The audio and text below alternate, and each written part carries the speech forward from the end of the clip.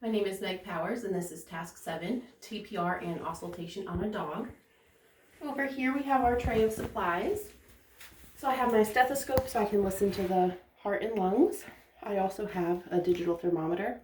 We have some lube for that, and we also have a probe cover for it. We don't have a clock in here that has a seconds hand, so I'm going to use a timer on this stopwatch.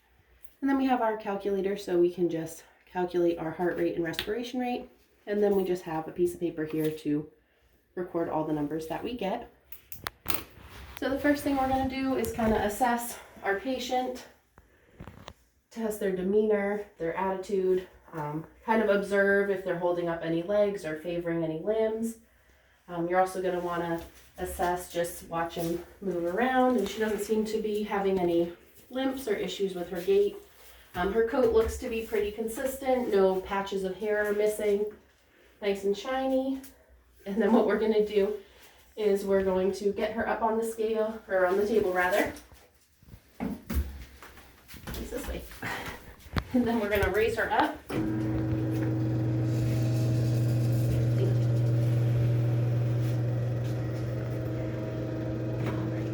And then we're also going to want to assess her body condition score. So if you can see, hold on, please stand. So if you can see here, you can palpate her ribs. They're nice. You don't have to push too hard. They can be felt easily, but not through too much fat, and they're also not protruding. And then if you can see on her underside, she does have a little bit of a tuck up here.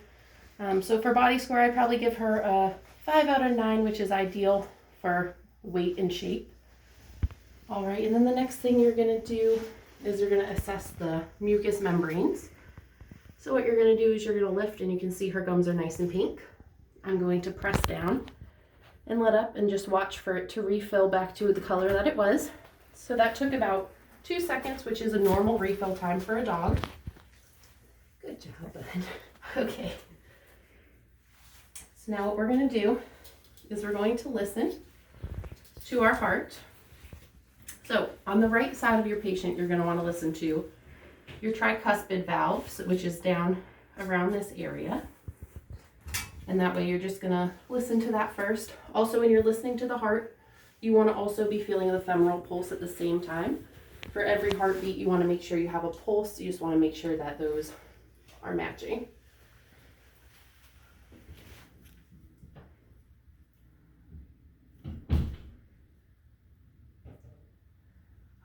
And then for each heartbeat, you want to make sure you hear that lub-dub sound. That's one complete heartbeat. If you hear any whooshing, that means there's a murmur. If you hear an irregular beat, that means that we have an arrhythmia happening. So that was our first side on the tricuspid valve. You also want to listen to the lungs.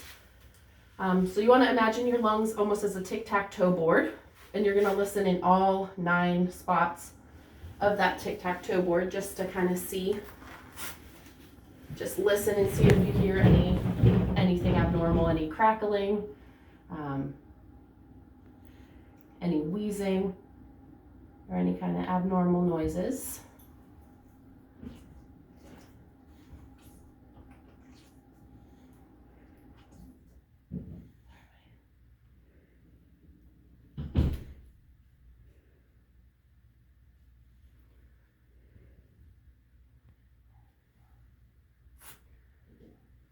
All right, so what we're going to do is we're going to have her spin around just so we can listen to her heart on the other side as well as her other lung.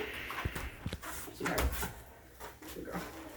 All right, and again, you kind of just want them in a standing position for this. They can also be sitting, but it's good. You just don't want them laying down so you can listen. So again, so now on this side of the heart, what we're going to do is there's actually 3 PMIs that we want to listen to. So what you do here is here, kind of down at the lower portion, is your pulmonic valve, and then up here is your aortic, and then also your mitral valve. So you want to listen at all 3 spots, and again, you're just listening for that lub-dub sound, and you're going to listen for any kind of whooshing or arrhythmias or anything like that. And again, you want to feel the femoral pulse and make sure that your heartbeats are matching that pulse.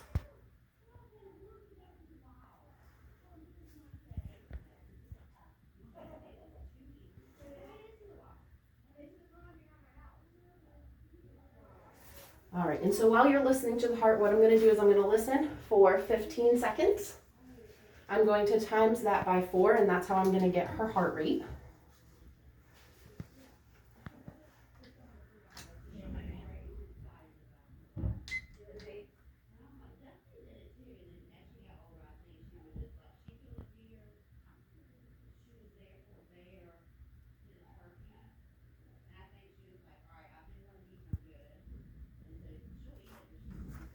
All right. So what it is, I got 19 for her heart. So what I'm going to do is I'm going to times that 19 by 4. So her heart rate is 76. Which is on the lower side of normal. Typically with dogs, bigger dogs too, you'll see it range between 80 and 140. It kind of depends on if they're stressed out, if they're worked up. Maya's a pretty mellow dog. Typically, she does have a lower heart rate, and even when she's under anesthesia, her heart rate normally is around 60s, which is normal for her. So now what we're going to do is we're going to listen to her lungs on this side, and same thing, you're going to imagine that tic-tac-toe board, and you're going to want to listen in all 9 of those spots.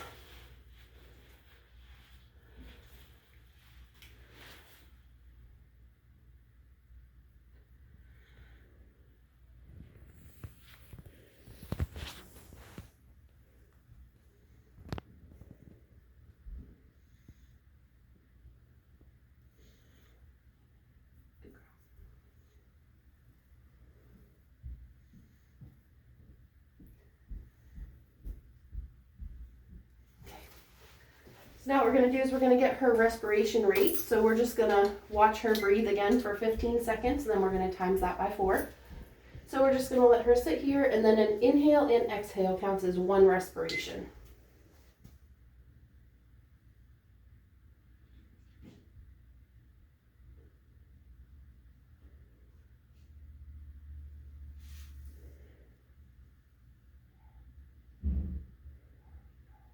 All right. So for that, she did about 3.5. So she did her inhale, but didn't finish that exhale. So again, what you're going to do is we're going to take 3.5. We're going to times that by 4. And her respiration rate is 14. And earlier her gums were pink and it was less than 2. So the final thing that we're going to do is get her temperature. We do that with a thermometer. We use digital ones here, and we also use probe covers. Then what you're going to want to do is just take your lube and put it on the paper towel.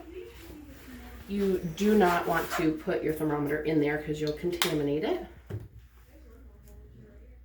All right, if you just want to support underneath her in the neck, she doesn't love this.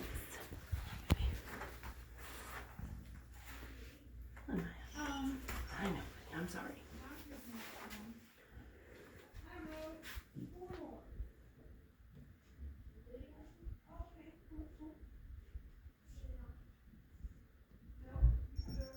All right. So her temp was 101.5, which normal for dogs. Typically your range is between 100 and 102.4 is considered normal. So she does not have a fever today. All right, and that is it for her TPR.